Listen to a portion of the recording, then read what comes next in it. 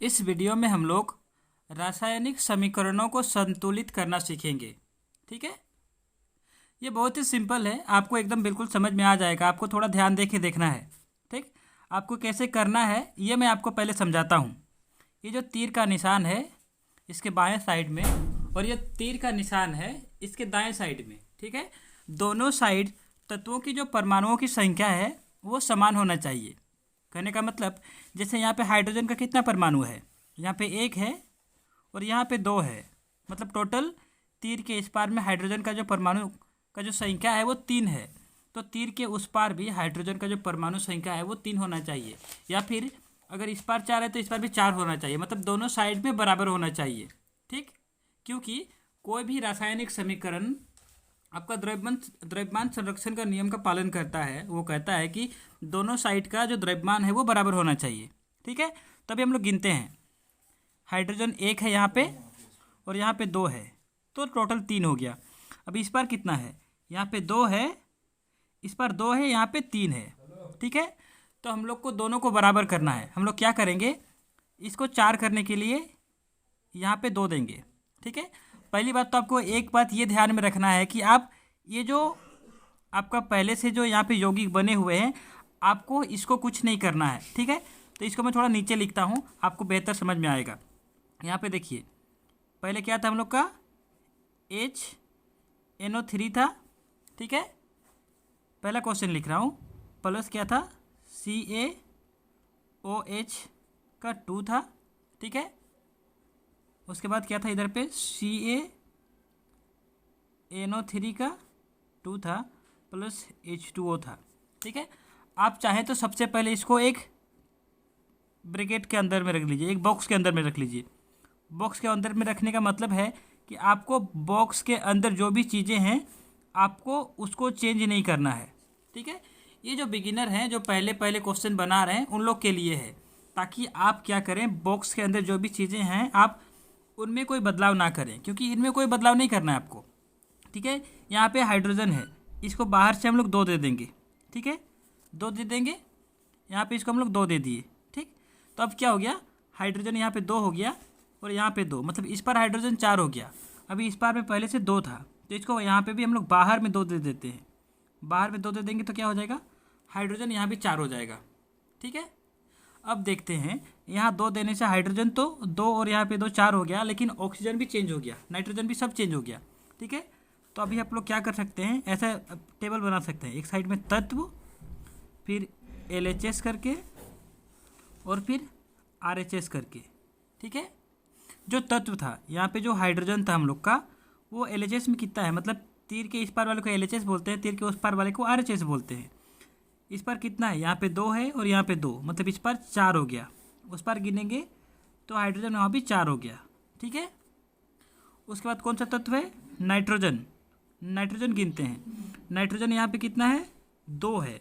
ठीक है, nitrogen LHS में 2 है, RHS में ये देखिए NO3 था, ब्रैकेट के बाहर में 2 था, तो ये 2 इसके लिए भी है, इसके लिए भी है। कहने का मतलब नाइट्रोजन इस पार में भी 2 है, तो नाइट्रोजन पहले से बैलेंस है। ऑक्सीजन देखते हैं, ऑक्सीजन यहाँ पे 3 और बाहर में जो 2 लगा है ये इसके साथ गुना होगा, मतलब 3 दूना 6 हो गया, और यहाँ पे 2 है, तो ऑक्सीजन यहाँ पे कितना है, LHS में 8 है। RHS में देखते हैं, यहाँ पे 3 था, बाहर में 2, तो 3 दूना 6 हो गया, और ये 2 इसके साथ है, मतलब यहाँ पे भी 2, तो यहाँ पे 3 दूना 6 और यहाँ 2 8, तो ऑक्सीजन भी आपका 8 हो गया। अब कौन सा बचा, हाइड्रोजन हो गया, नाइट्रोजन, ऑक्सीजन हो गया। अब बच्चा आपका कैल्शियम।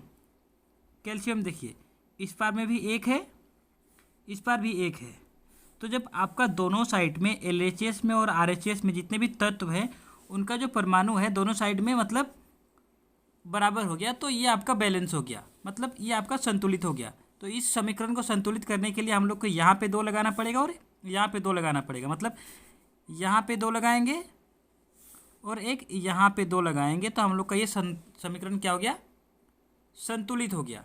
ठीक है, उसी प्रकार से इसको देखते हैं। अभी यहाँ पे देखिए, आपको क्या करना पड़ेगा, यहाँ पे देखिए आपका ये सोडियम आपका यहाँ पे 1 है, यहाँ पे 2 है, तो इसको संतुलित करने के लिए आप यहाँ पे क्या करेंगे, यहाँ पे 2 लगाएंगे। ठीक है, आपका सोडियम संतुलित हो गया। अब देखिए ऑक्सीजन कितना है यहाँ पे, ऑक्सीजन 2 हो गया और यहाँ पे 4, 6 ऑक्सीजन हो गया। आपका यहाँ पे 4 ही ऑक्सीजन है, ठीक है। तो 6 करने के लिए आप यहाँ पे 2 लगा देंगे, ठीक है। अभी ऑक्सीजन भी आपका संतुलित हो गया, आपका सोडियम आपका संतुलित हो गया, ऑक्सीजन संतुलित हो गया। अब हाइड्रोजन को देखते हैं, हाइड्रोजन यहाँ पे 2 और यहाँ पे 2, LHS में हाइड्रोजन 4 हो गया, यहाँ पे हाइड्रोजन 4 हो गया। तो आपका क्या हो गया, सोडियम ऑक्सीजन हाइड्रोजन सारे संतुलित हो गए। अब आपका बचा है सिर्फ सल्फर।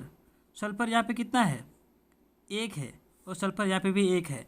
तो आपका ये जो दूसरा वाला जो हम लोग का रासायनिक समीकरण था, ये तो पहला वाला संतुलित हो ही गया था, ये भी संतुलित हो गया। अभी नीचे वाले को देखते हैं, इसमें सोडियम 1 है, ठीक है। LHS में सोडियम 1 है, यहाँ पे भी आपका RHS में भी सोडियम 1 ही है, ठीक है। Cl क्लोरीन इस पार में 1 है, इस पार में भी 1 है, तो पहले से बैलेंस है। अभी Ag आर्गन इस पार भी 1 है, इस पार भी 1 है, तो वो भी पहले से बैलेंस है। और ये आपका नाइट्रोजन देखिए यहाँ पे भी 1 है, नाइट्रोजन आपका यहाँ पे 1 है, तो ये भी बैलेंस है। ऑक्सीजन यहाँ पे 3 है, ऑक्सीजन यहाँ पे भी 3 है। तो ये जो क्वेश्चन है ये पहले से ही बैलेंस है, तो इसको हम लोग को कुछ करने का ज़रूरत नहीं है, ठीक है। अभी साथ में नीचे वाले को देखते हैं।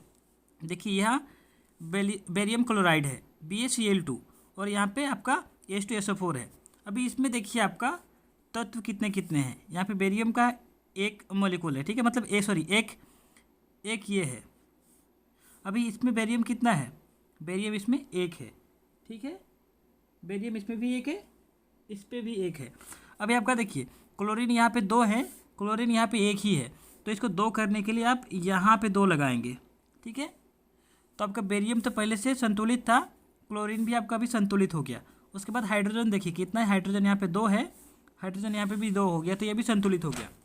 अभी सल्फर देखेंगे, सल्फर यहाँ पे 1 है, सल्फर यहाँ पे भी 1 है, वो भी आपका संतुलित है ऊपर के। उसके बाद देखते हैं कौन सा बचा, ऑक्सीजन। ऑक्सीजन का यहाँ पे 4 परमाणु है, ठीक है, ऑक्सीजन का यहाँ पे भी 4 है, तो ये भी आपका संतुलित हो गया, ठीक है।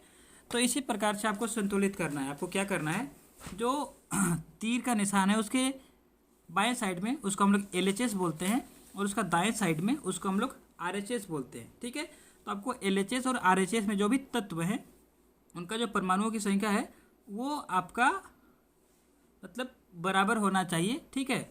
तो उसी को हम लोग संतुलित करना कहते हैं, ठीक।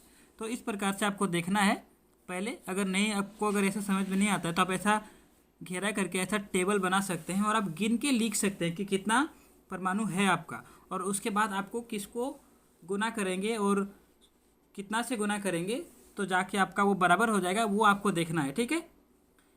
आपको इसी हिसाब से पहले सबसे छोटा संख्या से गुना करके देखना है आपको, ठीक है, और उसके बाद इसी हिसाब से आपको इसको संतुलित करना है, ठीक है। जिस तरीके से हम लोग इसको संतुलित करते हैं, हमने संतुलित करने के लिए जो तरीका हमने अपनाया, ठीक है, इस मेथड को बोलते हैं हीट एंड ट्रायल, ठीक है। हीट और ट्रायल है ना, हीट और ट्रायल मेथड से हमने इसको संतुलित किया, ठीक है। उम्मीद करता हूँ आपको ये समझ में आया होगा। इसके बाद और भी क्वेश्चन मैं आपको बताऊंगा, तो उसके लिए आप हमारे चैनल को सब्सक्राइब कर लीजिए, ठीक है। Thank you.